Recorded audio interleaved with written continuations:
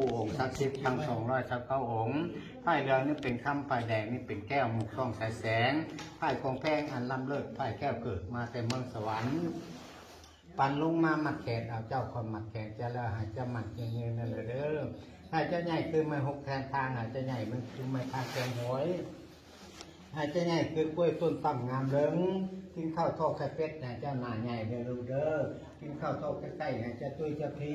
หายจะพีก็มาผักหายจะนักก็มาแต่งหายจะมีฤทธิ์แห่งมีคนทางกายใหญ่มากและเป็นนายกรัฐมนตรีและประธานประเทศเด้อลูกเด้อสาธุลูกโนสุขังพลังมันเงินมันเงินนะลูกเด้อสาธุอ้าวไอ้คนเนาะคนนี้จะไปแทนประยุทธ์ใช่ไหมเนี่ยบอกไปตีข้องเว้ยหลาพูดตีข้องแห่นึกให้เป็นนายกแทนประยุทธ์เนาะทุก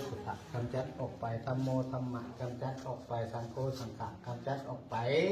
แม่เจ็บแม่ไข้แม่ว่าแม่หายไปน้ำติดเก่าได้ลูกเด้ออันนี้ดีกว่าเข้าควันเจ้าโมโหมมาถูกเก้าเอาควันน้ำหลวงปู่องค์ศักดิ์สิทธิ์ทั้ง229 องค์ไฟเหลืองนี่เป็นคำไฟแดงนี่เป็นแก้วมุกช่องใสแสงไฟของแป้งอันล้ำเลิศไฟแก้วเกิดมาแต่เมืองสวรรค์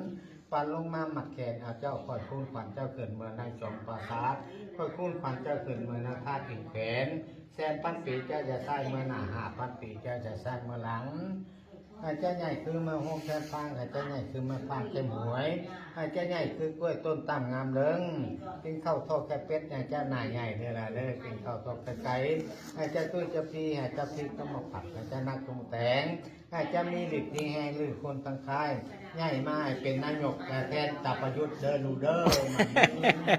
โอ้มาขอสุดท้ายนี่ละตานั่นออกครับย่ามได้สิไปพลเอกประยุทธ์เนี่ย